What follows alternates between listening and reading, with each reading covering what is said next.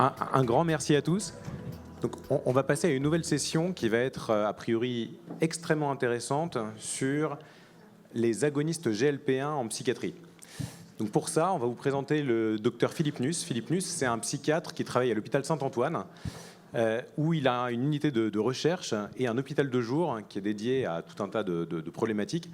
Mais il travaille énormément sur la métabolomique et sur tout ce qui est métabolisme des lipides et autres dans la schizophrénie. Et donc c'est un expert actuellement sur le sujet en France, sur le sujet de tout ce qui concerne le métabolisme et la psychiatrie.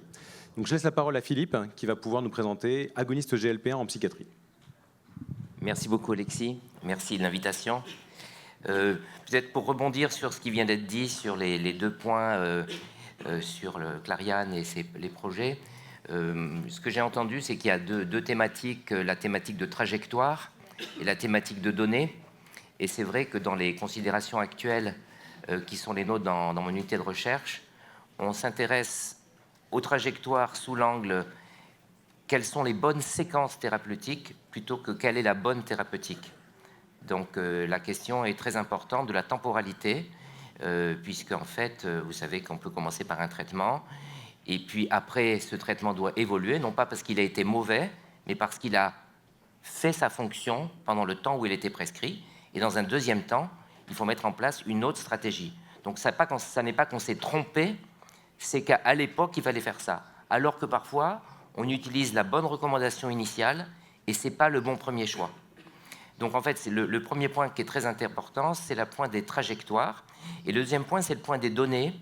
Nous, on publie en ce moment un papier sur ce qu'on appelle la métastabilité. La métastabilité, c'est un état dans lequel sont les patients quand ils sont en phase de stabilisation, c'est-à-dire que qu'est-ce qui fait qu'ils ne tombent pas malades? Puisqu'ils sont malades, mais ils ne tombent pas malades. Donc, ils ne tombent pas malades parce qu'ils ont des compétences de maintien de ne pas tomber malade, de telle sorte que la possibilité de tomber malade est loin. Et cet état, c'est un état dynamique qui a une cohérence interne, et cette cohérence interne, elle est spécifique à l'état de stabilisation métastable. C'est-à-dire que dans le fond, un patient, quand il est en phase de stabilisation, il n'est pas dans un état atténué de l'état aigu, il est dans un état intrinsèque. En d'autres termes, la chronicité n'est pas de l'aigu atténué, mais la chronicité est un état qui a sa propre logique. Et donc, quand on analyse les données de ces états stables, alors, il faut comprendre quelle est la dynamique de maintien de cohérence de ces symptômes pour qu'il n'ait pas la propension à passer du côté de la maladie, alors que nous, en médecine, on nous a appris à regarder ces symptômes résiduels, les hallucinations, la tristesse, comme des symptômes atténués de la phase constituée, alors qu'en fait, ils sont des manifestations d'un état propre à l'état de chronicité. Et pour analyser les données à ce moment-là, il faut analyser des données de cohérence interne plutôt que des données de présence-absence. Et donc ça, c'est très important à comprendre dans la question de la gestion. Alors, le sujet qui m'amène aujourd'hui est un autre sujet. C'est un sujet qui... peut-être il va apparaître là, voilà. Ah non.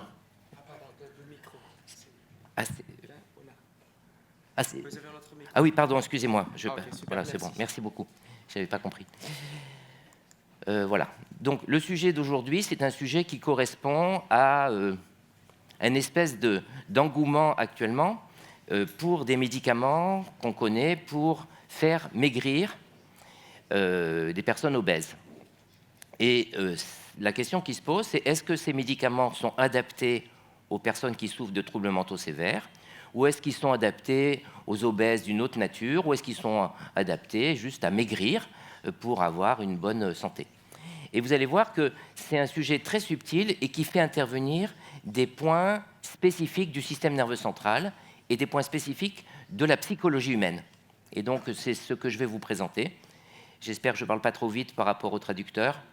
Un peu rapide, non? Peut-être, je ne me rends pas compte. Donc voilà mes conflits d'intérêts et mes disclosures professionnelles. Vous voyez qu'il y en a de nombreuses, et notamment des produits qui sont des laboratoires qui promeuvent ces médicaments. Donc il y a Novo Nordisk et Lilly, principalement. Mais par rapport à la communication d'aujourd'hui, je n'ai pas de lien d'intérêt. Donc en fait, la question du surpoids et de l'obésité, c'est une question complexe qui touche nos sociétés en général. Et vous savez que nos patients expriment de manière un peu plus forte, mais expriment exactement les mêmes problématiques que notre groupe social. Les problématiques de persécution, les problématiques de surpoids, les problématiques d'isolement, les problématiques de solitude. C'est des problématiques qui sont présentes chez nos patients parce que c'est présent dans nos sociétés. Et les patients, dans le fond, exacerbent avec un effet loupe ce que la société montre. Donc, cette obésité et la perte de poids est une bataille souvent perdue d'avance. Et on l'a vu d'ailleurs avec tous les régimes où les gens ne font que grossir au fur et à mesure du temps qui passe. Donc peut-être pour se fixer une idée au plan épidémiologique, est-ce que c'est un problème fréquent ou est-ce que c'est un problème rare? En fait, on se rend compte que dans les études d'épidémiologie en Europe, on a environ 60% des personnes adultes et un tiers des enfants en âge scolaire qui sont soit en surpoids, soit en obésité. L'obésité étant définie, là, dans cette définition, par un index de poids corporel qui est de 25 kg par mètre carré. Donc c'est quand même très important. Ce qui va être encore plus intéressant, c'est de se dire, mais est-ce que c'est ubiquitaire? Est-ce que les deux sexes sont répartis de la même façon? Est-ce que toutes les régions sont concernées? Et vous allez voir que non. Quand on voit les variations épidémiologiques auprès des femmes, par exemple, on va se rendre compte que le pays dans lequel ces incidences sont les plus faibles sont l'Italie. La France est en deuxième, l'Espagne en troisième et la Lituanie en petit dernier. Donc, quand on va en Lituanie, presque 60% de la population est soit en surpoids, soit en obésité. Vous imaginez ce que ça veut dire en termes de risque, d'espérance de vie. Quand il s'agit des hommes, on va se rendre compte que la France a réussi un peu mieux à sortir son épingle du jeu, avec le taux de 50% quand même de personnes qui sont soit en surpoids, soit en obésité, avec, pareil, la Croatie, le Malte, la Slovaquie, presque 70%. Donc vous voyez, c'est énorme. Et l'autre point qui va être intéressant, c'est une étude française parue en 2024, que selon les régions, l'incidence de l'obésité ou du surpoids n'est pas la même. Et là, c'est l'obésité. Vous voyez que la région parisienne est en blanc, c'est-à-dire peu de personnes en surpoids, en obésité, mais d'autres régions, très limitrophes, vont être, elles, très chargées en personnes qui sont en surpoids, en obésité. Donc on voit que c'est à la fois un problème universel et un problème spécifique à certaines régions, certains écosystèmes. Et donc je pense que là, effectivement, ça va nous faire réfléchir sur les composantes socio-culturelles ou socio-économiques de l'obésité et du surpoids. Et avec une augmentation du surpoids qui va avec l'appauvrissement des populations. Et ça, on le voit bien. Donc, pourquoi c'est important de s'occuper de cet aspect-là? Parce que réduire le poids des personnes qui sont en surpoids ou en obésité, ça a un impact très positif sur des paramètres comme le diabète de type 2, l'hypertension, l'apnée obstructive, les ostéoarthrites, toutes les atteintes dyslipidiques, et puis les syndromes métaboliques. Donc, vous voyez que quand on diminue de 5% du poids initial de la personne, on améliore énormément la capacité à diminuer des pathologies qui sont très inquiétantes. Alors, ce qui va être intéressant, c'est de se dire, mais dans le fond, jusqu'à présent, et on nous avait dit pareil pour d'autres pathologies, par exemple pour l'addiction, on se dit, mais les gens n'ont qu'à se priver de nourriture pour maigrir. C'est quand même pas difficile. Il suffit de... Il n'y a qu'à, il faut qu'on arrête le cannabis, il faut qu'on arrête l'héroïne. C'est quand même facile, c'est juste un problème de volonté. Ce que montrent les études, c'est pas du tout ça. C'est que même quand les personnes arrivent à perdre jusqu'à 10% de leur poids, ce qui est énorme, perdre 10% de son poids, c'est 20% qui y paraissent. Les années qui suivent, ils vont reprendre leur poids, ils vont reprendre 50% de leur poids en 2 ans, et à 5 ans, 80% de leur poids, et au-delà, ils dépassent le poids initial à partir duquel ils ont maigri. Et ça, c'est statistique, et c'est vrai chez toutes les personnes, pour tous les régimes, qu'on fasse du jeûne intermittent, du jeûne général, qu'on fasse une sleeve, etc., on arrive au même résultat. Donc on est devant un problème assez subtil avec une augmentation du surpoids et de l'obésité et le constat qu'on a eu et qu'on a toujours sur le sevrage d'alcool, le sevrage de la cocaïne, de l'héroïne, qu'il va falloir accompagner et peut-être avoir une autre stratégie que la restriction pure pour améliorer nos patients. Alors pourquoi c'est si compliqué de maigrir quand on fait un régime? Eh bien parce que justement, au fur et à mesure qu'on fait un régime, les hormones de satiété diminuent et les hormones de faim augmentent. Et ici, vous avez une étude où il y a le taux de ces hormones à baseline, à 10 semaines et à 62 semaines. Et qu'est-ce que vous constatez selon les couleurs? C'est qu'au fur et à mesure du temps qui passe, les hormones de satiété vont diminuer au fur et à mesure que le régime augmente. Donc, on ne se sent pas rassasié après son pamplemousse et son œuf dur. Et en revanche, les hormones de faim augmentent. Donc, on va se trouver dans une configuration neurobiologique pendant laquelle la personne va se trouver, surtout si elle fait un régime rapide et important, dans un état d'augmentation de sa faim et de diminution de sa satiété, de point de vue purement neurochimique. Donc du coup, les laboratoires, parce que c'est quand même les laboratoires, les industriels, ont réfléchi à cette question et se sont posé la question, est-ce qu'on a d'autres manières que le régime, la sleeve, d'arriver à aider les gens à maigrir? Alors il y avait quand même la notion de la gréline, des hormones impliquées, mais les incrétines avaient été moins étudiées et c'est ce que je vais vous montrer à l'origine des nouveaux médicaments qui sont la diminution de la prise de poids. Donc vous avez ici deux peptides qui sont présents dans notre corps.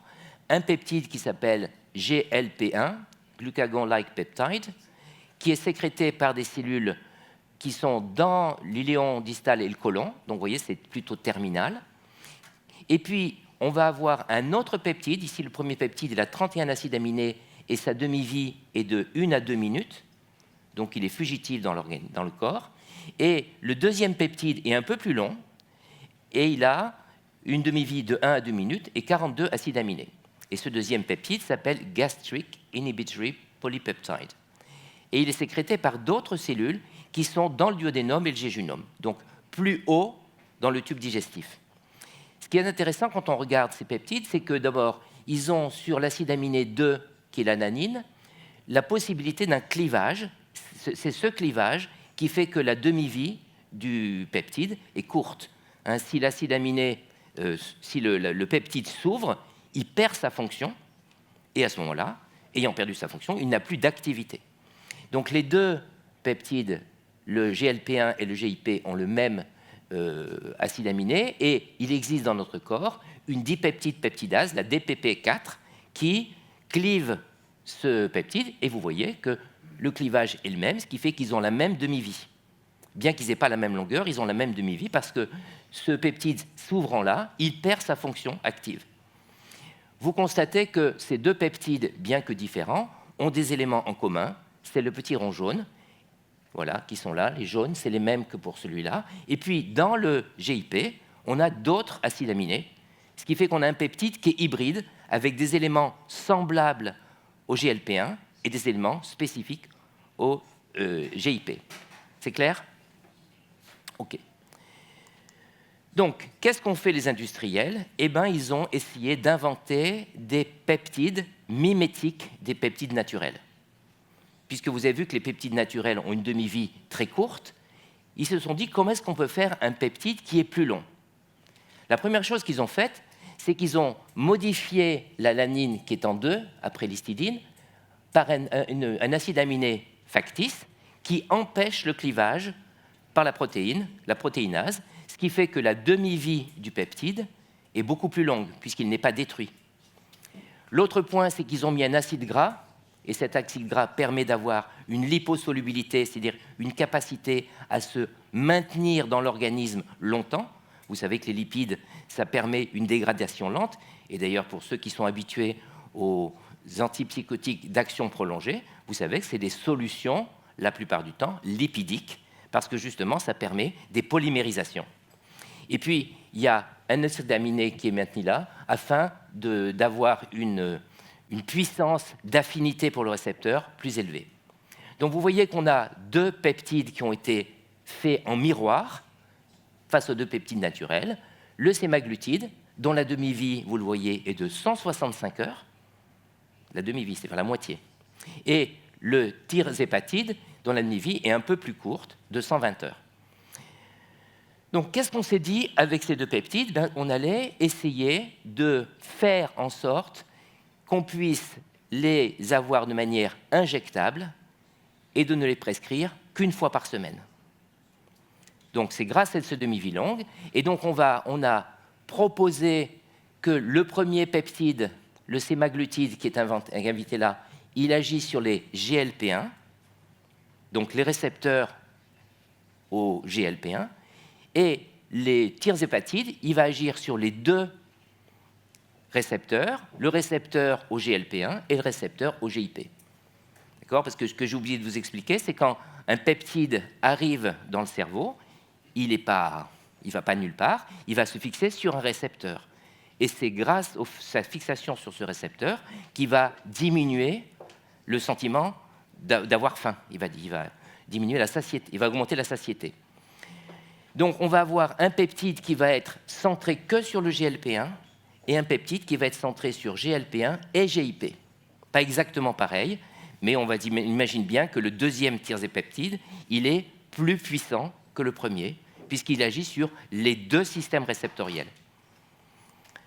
Donc, voici les deux systèmes réceptoriels. Vous avez en haut à gauche le système répertoriel du GLP-1, donc sur lequel se fixe le peptide GLP-1, et à droite, le GIP, le récepteur qui correspond au peptide gastro-intestinal. Donc, qu'est-ce qui se passe? Eh bien, les deux substances vont agir en augmentant l'insuline, ils ont en commun, mais dans un cas, le glucagon va diminuer pour les analogues GLP-1, alors que le GIP, le glucagon, va augmenter. Le glucagon, c'est une hormone sucrante, tandis que l'insuline, c'est une hormone hypoglycémiante. On va avoir aussi des actions différentes au niveau du système nerveux central, parce que ces peptides ont des récepteurs cérébraux et périphériques. Et au niveau cérébral, on va avoir le premier médicament qui va agir en agonisme, il va augmenter la satiété, donc on va être plus vite rassasié. Ils vont diminuer l'envie de manger, ils vont malheureusement augmenter les nausées et entraîner une perte de poids. Le GIP est intéressant parce qu'il va agir sur quelque chose d'ailleurs dont Aaron tout à l'heure a un peu parlé, c'est la question de l'énergie. Tout à l'heure, c'est vrai, dans le problème de l'ADHD, le trouble d'hyperactivité, il va y avoir chez nos patients quelque chose de l'ordre de la gestion énergétique. Et donc, ce que font ces peptides, et c'est pour ça d'ailleurs qu'ils sont étudiés dans le traitement de l'ADHD, c'est augmenter l'énergie afin de pouvoir faire en sorte que le patient qui a plus d'énergie utilise mieux son potentiel cognitif pour sa vie quotidienne. Et donc, il y a actuellement des essais sur ces médicaments dans le trouble ADHD. Dernier point qui est spécifique au GIP1, c'est agir sur la capacité à tempérer le métabolisme lipidique. Parce que c'est important, les lipides, vous savez, c'est le stock de l'énergie, mais c'est aussi ce qui construit notre cerveau. Moi, je m'occupe essentiellement de ce qu'on appelle les lipides structuraux. Ce n'est pas les lipides du métabolisme, c'est les lipides qui composent le système nerveux central, qui composent les membranes. Donc, on oppose souvent les lipides métaboliques des lipides structuraux. Moi, je suis plutôt spécialisé des lipides structuraux. Par exemple, ceux qui font les vésicules, ceux qui font des canaux, ceux qui font de la fusion entre deux membranes. Autre point qui est très important, qui va justement montrer comment ces nouvelles molécules peuvent agir en psychiatrie, ces éléments, ces récepteurs GLP-1 se trouvent où? Dans des régions liées à la motivation, des régions liées à la récompense, des régions liées à l'humeur et des régions liées à la cognition. Et vous imaginez qu'actuellement, il y a un développement dans toutes ces choses, les aspects motivationnels, les aspects de l'addiction, les aspects dans la dépression, et notamment dans les troubles neurocognitifs, notamment dans l'Alzheimer. Et ce qui va être intéressant, c'est que ces substances qu'on s'administre sous la peau, et qui vont rester une semaine dans notre corps passent la barrière hémato-encéphalique grâce aux lipides dont je vous ai parlé tout à l'heure. Vous savez, l'acide gras qui était rajouté, cet acide gras permet à la molécule de passer facilement la barrière hémato-encéphalique parce que justement, c'est un lipide, alors que les protéines passent moins facilement. Donc, on va avoir des éléments qui vont correspondre aux activités dopaminergiques, sérotoninergiques et GABAergiques. Et là aussi, on a des essais actuellement sur l'anxiété, avec des traitements de l'anxiété sur le GABA non benzodiazépinique, qui ne passent pas par le biais de récepteurs à la benzodiazépine. Et le dernier point qui a été décrit récemment, notamment qui passe sans doute par le microbiote, c'est d'agir sur l'inflammation et le stress oxydatif dans le corps de l'individu. Et vous savez que c'est un facteur de vieillissement, c'est un facteur d'aggravation. Une des grandes causes de la dépression et de l'anxiété, c'est l'inflammation et le stress oxydatif cérébral avec des phénomènes immunitaires présents. Donc ici, vous voyez les études pivots très connues. Hein. À gauche, vous avez le sémaglutide. Donc, je vous rappelle, c'est un antagoniste des récepteurs GLP-1 purs.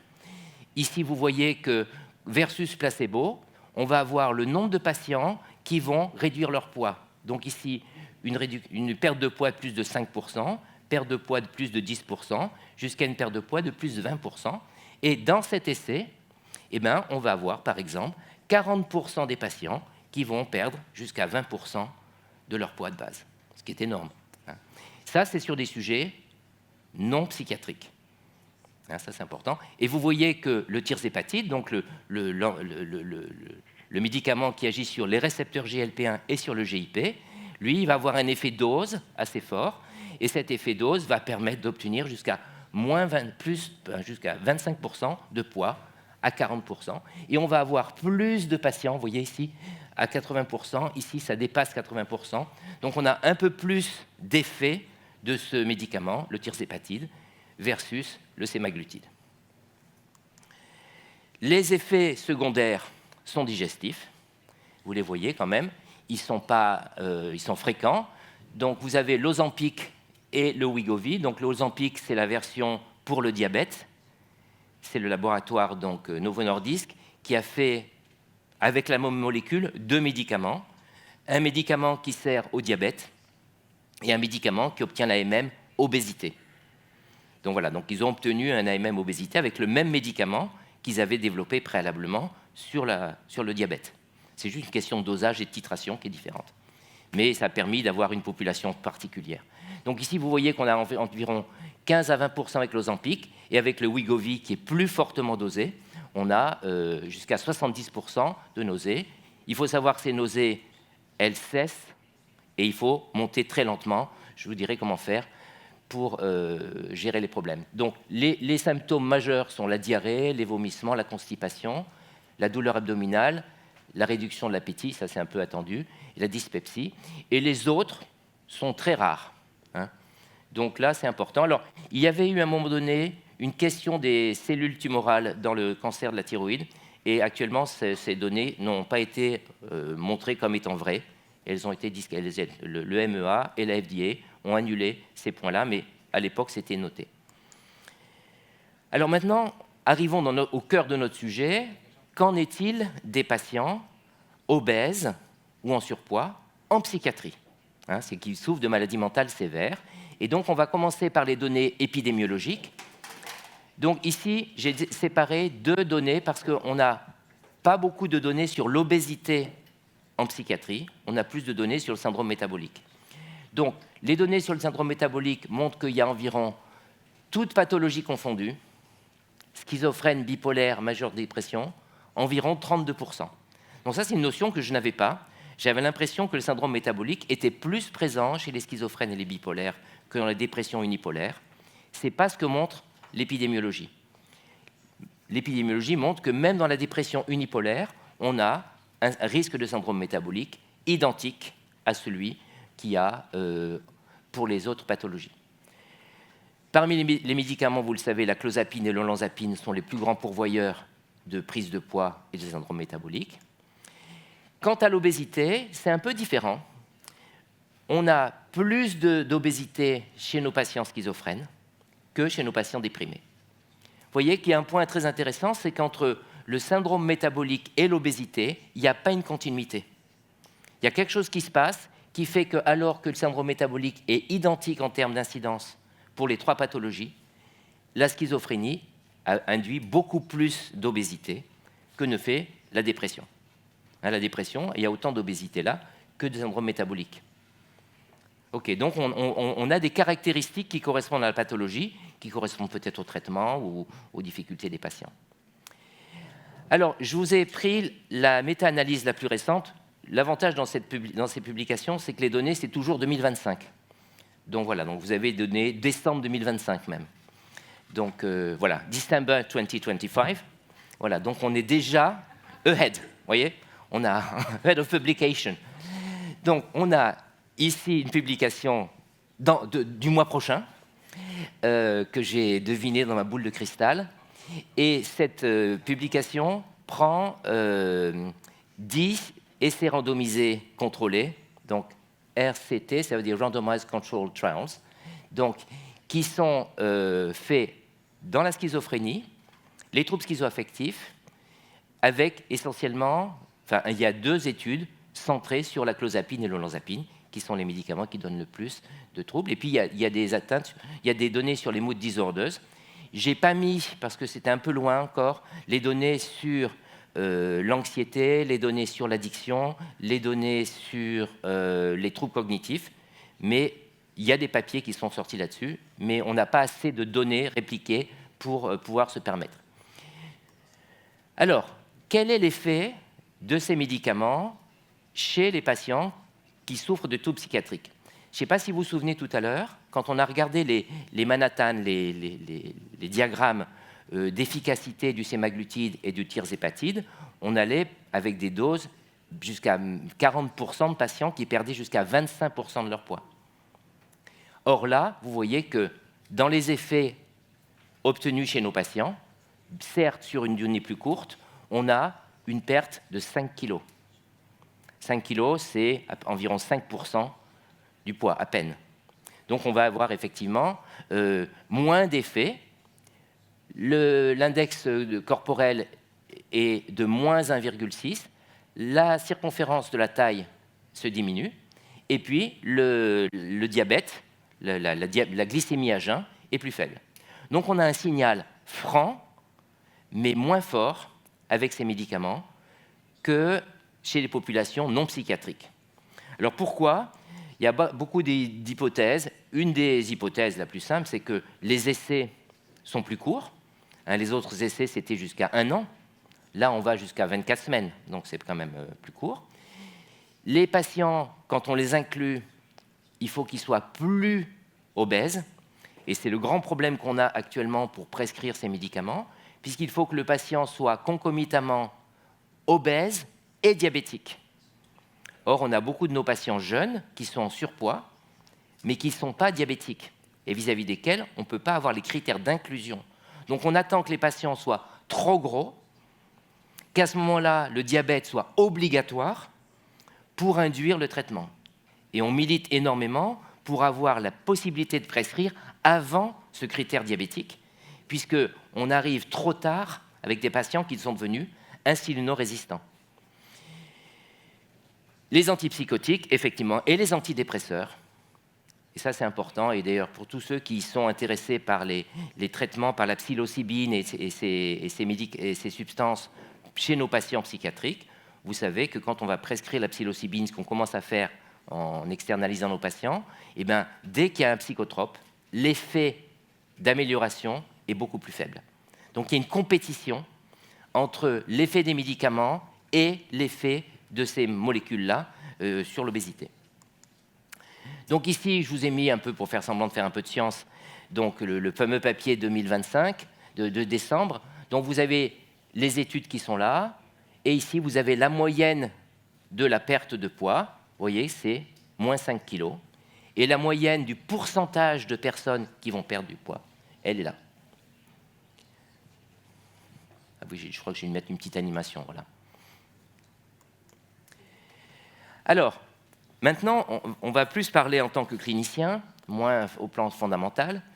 Donc, ce qu'on peut dire, hein, c'est quand même le take-home message, c'est que ces médicaments, donc ces antagonistes des récepteurs au GLP-1, ils réduisent de façon très régulière, constante, reproductible, le poids, la taille, la glycémie à jeun et l'hémoglobine glyquée, qui sont autant de facteurs associés au risque métabolique.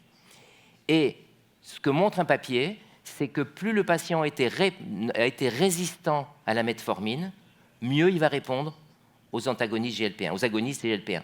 Donc ça, c'est important pour nous de se dire que ce n'est pas parce qu'un patient n'a pas bien répondu à la metformine quand il a pris du poids qu'il va mal répondre à ces médicaments.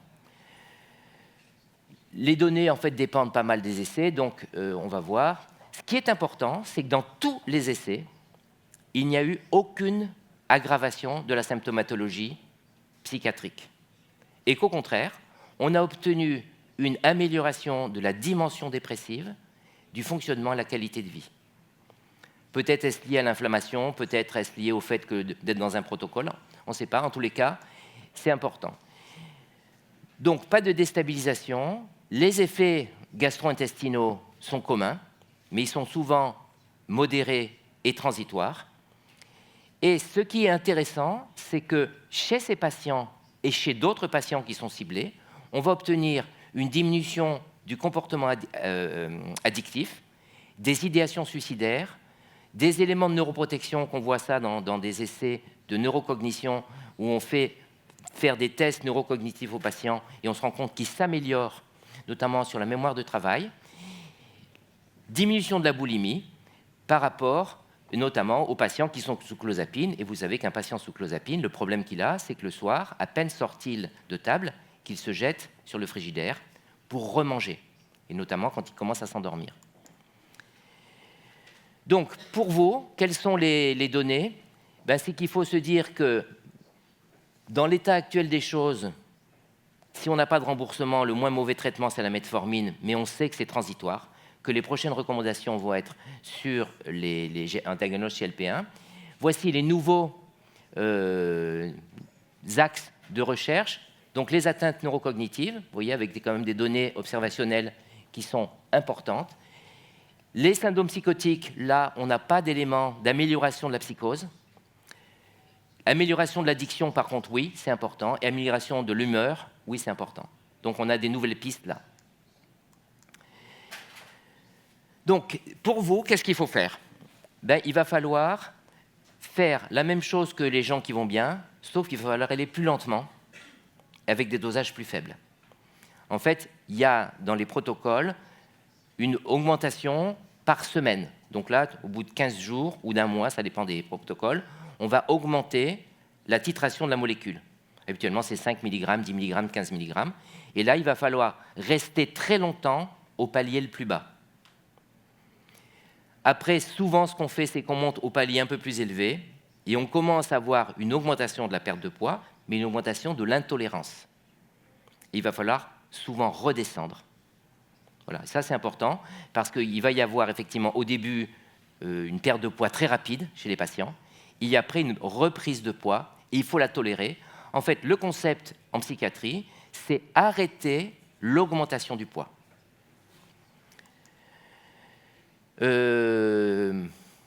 Oui, alors après, bon, alors, il me reste combien de temps là ? 5 minutes peut-être, hein. 5 minutes, c'est ça, ok.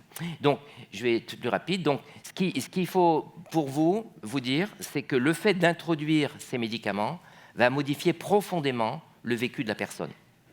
Et on va découvrir que le comportement alimentaire est complètement entrelacé avec les symptômes.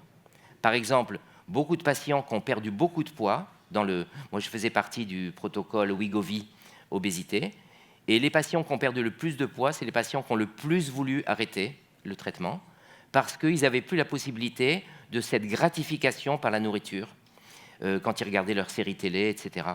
Et donc, ils ont refusé ce seul refuge hédonique qu'ils avaient dans la journée, qui était le moment du binge eating avec les chips et le pot de Nutella.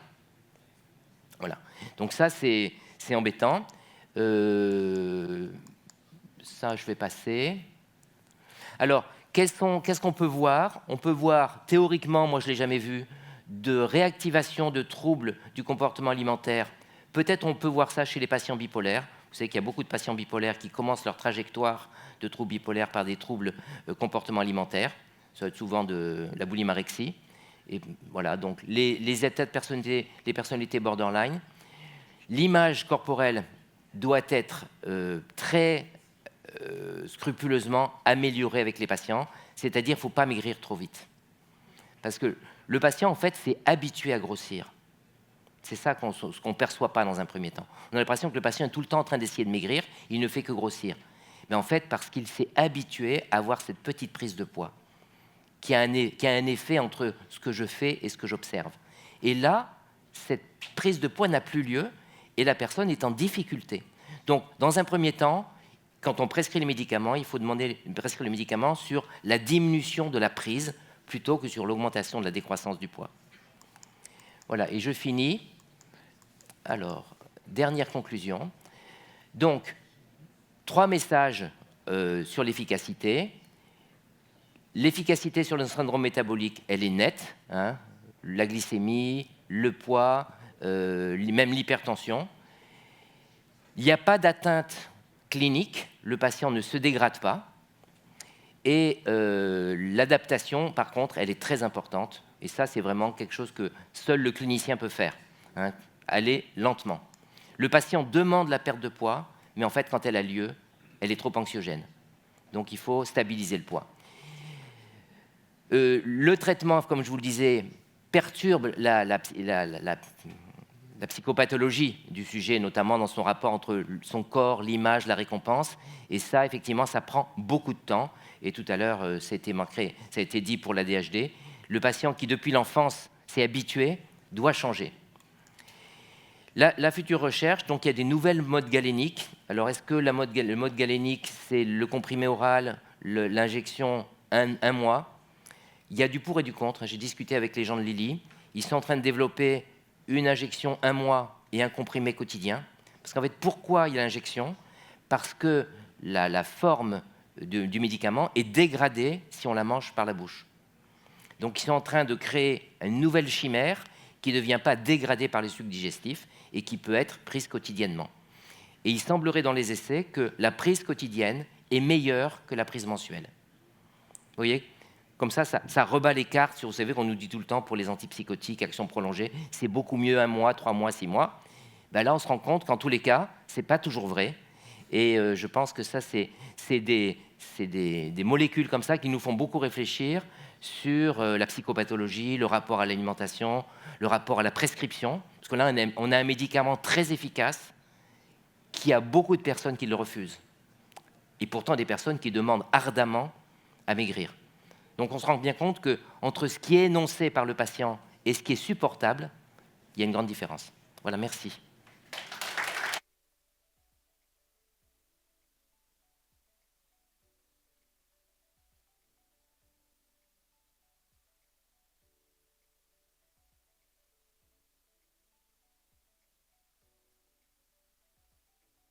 Si, Amine.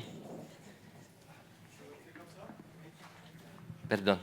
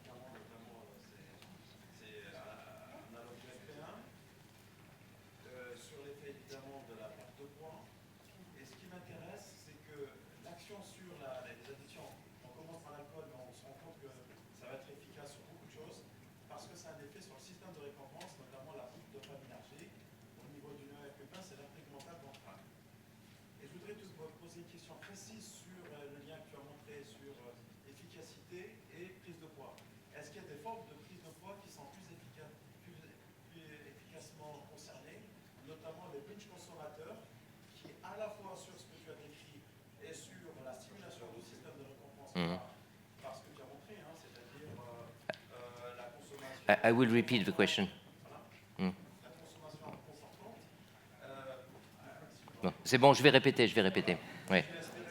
Ok. Oui, non, c'est bon, je vais dire. Et donc, est-ce que tu penses que cet effet de perte de poids est à la fois sur ce mécanisme, j'ai envie de dire physique, et un mécanisme sur le système de récompense? En fait, C'est pour ça, à mon avis, on va toucher là où on avait loupé sur la complia, sur un certain nombre de substances qui avaient un effet sur le craving, mais qui en même temps avaient un effet sur l'hédonisme. Ouais. On avait des gens qui arrêtaient de consommer, mais qui se suicidaient. En gros, c'était un peu ça. Hein. C'est les produits qui avaient un effet sur le système de récompense. Ce qui n'est pas le cas avec cette nouvelle génération qui est révolutionnaire. Il faut appeler les choses par leur nom. Deuxième point, tu n'as pas peut-être pas assez insisté, et moi je l'ai vu, je l'ai remarqué, on a quand même un problème avec les pancréatites. Hein. Oui. Ça n'a pas été beaucoup, mais bon, moi j'ai 2 copains que j'ai mis sous ce... Pas moi, mais la nutrition à côté, qui se sont arrêtés à cause des pancréatites. Il faut quand même le dire, sinon on risque d'être un peu rapidement... c'est vrai. Ouais. En fait, il y en a plus que ça, c'est la vraie vie. Et dernier point, d'accord avec toi sur les traitements, évidemment, les long-acting, tous les mois, tout ça, versus médicaments par la bouche. Alors, moi, j'ai une petite théorie. Je pense que quand on perd du poids, on a fonctionné avec une image, on a besoin de maîtriser la perte de poids. Et le fait de le prendre tous les jours, on a l'impression qu'on peut freiner à tout moment. Ça, c'est mon sentiment. Je pense que tu en penses, Philippe. Donc, 3 questions. La première question, c'est est-ce que ces médicaments sont plus efficaces sur les obésités qui correspondent à certains types de comportements alimentaires, notamment le binge eating? Est-ce que, dans le fond, quand on grossit rapidement, est-ce que ces médicaments sont plus efficaces? Il n'y a pas assez d'études pour le dire. On peut le penser. Parce que le mécanisme d'action est plus un mécanisme central qu'un mécanisme périphérique, en fait, dans ce qu'on sait maintenant. La satiété, elle est certes digestive, mais elle est surtout centrale. Le deuxième point, c'était la question des anciens médicaments, notamment le Rimonaban, qui agissait via le récepteur CB1, donc au cannabis, qui était déjà un système de régulation aussi. Hein. Là, on est dans des systèmes un peu différents, parce que la question du Rimonaban, c'est une question dans laquelle le médicament qui avait une promesse énorme a été arrêté pour plein de raisons, notamment des raisons de compétition entre Pfizer et Lilly, et Sanofi surtout, et qui est arrivé au même moment sur le même marché, il fallait empêcher l'un d'y aller l'autre. Et ce qu'on a vu, c'est qu'on a eu des personnes qui ne se reconnaissaient plus. C'est surtout ça, parce que moi je faisais partie de la task force Rimonaban, pour analyser les cas qui ont fait que la FDA a récusé les choses. Donc, j'ai été invité à la FDA à présenter les données et j'ai auditionné les patients. Et les patients qui étaient sous Rimonaban, le précédent médicament, décrivaient un état de non-accès au plaisir. Voilà. Tandis que là, les patients, ils n'ont pas ça, ils ont non-accès au shoot alimentaire. C'est différent. Et donc, on a effectivement des choses. Et puis, le dernier point, j'ai oublié ce que c'était. Ah oui, la prise quotidienne, oui. Bon, ça, pour l'instant, on ne sait pas. OK. Voilà, ça, je n'ai pas de réponse.